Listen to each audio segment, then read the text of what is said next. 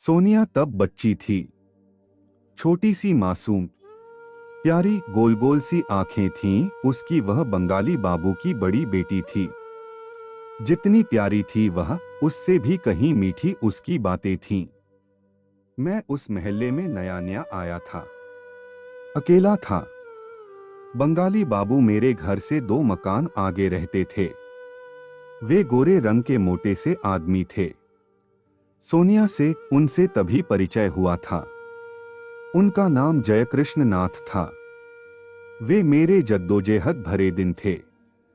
दिन भर का थकामांदा जब अपने कमरे में आता तो पता नहीं कहां से सोनिया आ जाती और दिन भर की थकान मिनटों में छू हो जाती।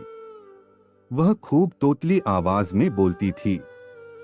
कभी कभी तो वह इतना बोलती थी कि मुझे उसके ऊपर खीज होने लगती और गुस्से में कभी मैं बोलता, चलो भागो यहाँ से, बहुत बोलती हो तुम। तब उसकी आंखें डबडबाई सी हो जाती और वह बोझिल कदमों से कमरे से बाहर निकलती तो मेरा भावुक मन इसे सह नहीं पाता और मैं झपटकर उसे गोद में उठाकर सीने से लगा लेता। उस बच्ची का मेरे घर आना उसकी दिनचर्या में शामिल था। बंगाली बाबू भी कभी कभी सोनिया को खोजते खोजते मेरे घर चले आते तो फिर घंटों बैठकर बातें होती थीं। बंगाली बाबू ने एक पंजाबी लड़की से शादी की थी। 3 लोगों का परिवार अपने में मस्त था। उन्हें किसी बात की कमी नहीं थी। कुछ दिन बाद मैं उनके घर का चिरपरिचित सदस्य बन चुका था। समय बदला और अंदाज भी बदल गए। मैं अब पहले जैसा दुबला पतला नहीं रहा और न बंगाली बाबू ही अधेड़ रहे। बंगाली बाबू अब बूढ़े हो गए थे। सोनिया भी जवान हो गई थी। बंगाली बाबू का परिवार भी 5 सदस्यों का हो चुका था। सोनिया के बाद मोनू और सुप्रिया भी बड़े हो चुके थे। सोनिया ने बीए पास कर लिया था। जवानी में वह अप्सरा जैसी खूबसूरत लगती थी। अब वह पहले जैसी बातूनी व चंचल भी नहीं रह गई थी। बंगाली बाबू परेशान थे। उनके हंसमुख चेहरे पर अक्सर चिंता की रेखाएं दिखाई पड़ती। वे मुझसे कहते, भाई साहब कौन करेगा मेरे बच्चों से शादी? लोग कहते हैं कि इनकी न तो कोई जाति है न धर्म, मैं तो आदमी को आदमी समझता हूँ। 25 साल पहले जिस धर्म व जाति को समुद्र के बीच छोड़ आया था, आज अपने बच्चों के लिए उसे कहां से लाऊं? जात पात को लेकर कई बार सोनिया की शादी होते होते रुक गई थी। इससे बंगाली बाबू परेशान थे। मैं उन्हें विश्वास दिलाना चाहता था, लेकिन मैं खुद जानता था कि सचमुच में समस्या उलझ चुकी है। एक दिन बंगाली बाबू खींचकर मुझसे बोले, भाई साहब यह दुनिया बहुत ढोंगी है।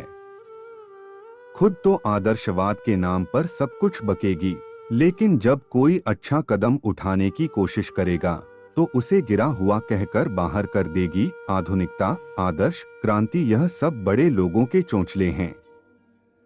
एक 60 साल का बूढ़ा अगर 16 साल की दूसरी जाति की लड़की से शादी कर ले तो वह क्रांति है। और न जाने क्या क्या है, लेकिन यह काम मैंने अपनी जवानी में ही किया। किसी बेसहारा को कुतुब रोड, कमाठीपुरा या फिर सोनागाछी की शोभा बनाने से बचाने की हिम्मत की तो आज यही समाज उस काम को गंदा कह रहा है। आज मैं अपने आप को अपराधी महसूस कर रहा हूँ। जिन बातों को सोचकर मेरा सिर शान से ऊंचा हो जाता था, आज वही बातें मेरे सामने सवाल बनकर रह गई हैं। क्या आप बता सकते हैं कि मेरे बच्चों का भविष्य क्या होगा? पूछते हुए बंगाली बाबू के जबड़े भींच गए थे। इसका जवाब मैं भला क्या दे पाता? हाँ, उनके बेटे मोनू ने जरूर दे दिया। जीवन बीमा कंपनी में नौकरी मिलने के 7 महीने बाद ही वह एक लड़की ले आया। वह एक ईसाई लड़की थी जो मोनू के साथ ही पढ़ती थी और एक अस्पताल में स्टाफ नर्स थी। कुछ दिन बाद दोनों ने शादी कर ली, जिसे बंगाली बाबू ने स्वीकार कर लिया। जल्द ही वह घर के लोगों में घुल मिल गई।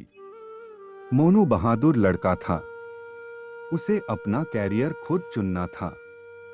उसने अपना जीवन साथी भी खुद ही चुन लिया। पर सोनिया व सुप्रिया तो लड़कियां हैं। अगर वे ऐसा करेंगी तो क्या बदनामी नहीं होगी घर की? बातचीत के दौर में एक दिन बंगाली बाबू बोल पड़े थे, लेकिन जिस बात का उन्हें डर था वह एक दिन हो गई। सुप्रिया एक दिन एक दलित लड़के के साथ भाग गई। दोनों कॉलेज में एक साथ पढ़ते थे। उन दोनों पर नए जमाने का असर था। सारा मोहल्ला हैरान रह गया। लड़के के बाप ने पूरा मोहल्ला चिल्ला चिल्ला कर सिर पर उठा लिया था, यह बंगाली न जात का है और न पांत का है, घर का न घाट का, इसका पूरा खानदान ही खराब है। खुद तो पंजाबी लड़की भगा लाया, बेटा ईसाई लड़की पटा लाया, और अब इसकी लड़की मेरे सीधे सादे बेटे को ले उड़ी। लड़के के बाप की चिल्लाहट बंगाली बाबू को भले ही परेशान न कर सकी हो, लेकिन महल्ले की फुसफुसाहट ने उन्हें जरूर परेशान कर दिया था। इन सब घटनाओं से बंगाली बाबू अनाप शनाप बड़बड़ाते रहते थे। वे अपना सारा गुस्सा अब सोनिया को कोस कर निकालते। बेचारी सोनिया अपनी मां की तरह शांत स्वभाव की थी।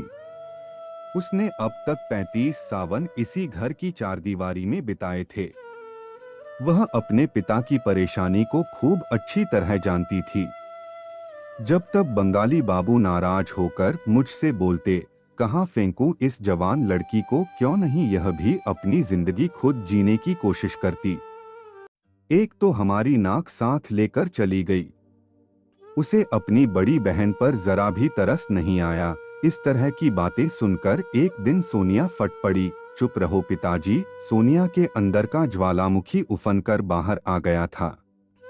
वह बोली, क्या करते मोनू और सुप्रिया? उनके पास दूसरा और कोई रास्ता भी तो नहीं था। जिस क्रांति को आपने शुरू किया था उसी को तो उन्होंने आगे बढ़ाया।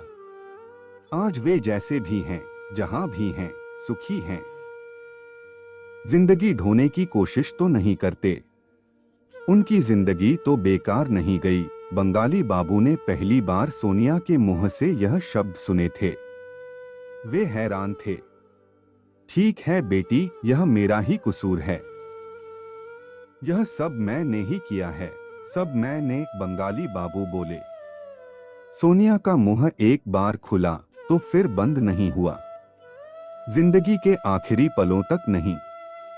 और एक दिन उसने जिंदगी से जूझते हुए मौत को गले लगा लिया था। उसकी आंखें फैली हुई थीं और गर्दन लंबी हो गई थी। सोनिया को बोझ जैसी अपनी जिंदगी का कोई मतलब नहीं मिल पाया था, तभी तो उसने इतना बड़ा फैसला ले लिया था। मैंने उसकी लाश को देखा। खुली हुई आंखें शायद मुझे ही घूर रही थीं। वही आंखें, गोल गोल प्यारा सा चेहरा। मेरे मानस पटल पर बड़ी प्यारी सी बच्ची की छवि उभर आई, जो तोतली आवाज में बोलती थी।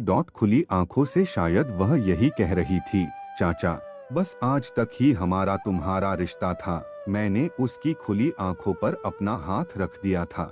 आपका समय निकलकर हमारे साथ था, इसके लिए आपका धन्यवाद। अगली बार फिर से मिलते हैं नए और रोचक वीडियो के साथ। चैनल को सब्सक्राइब करना न भूलें। धन्यवाद और शुभकामनाएं।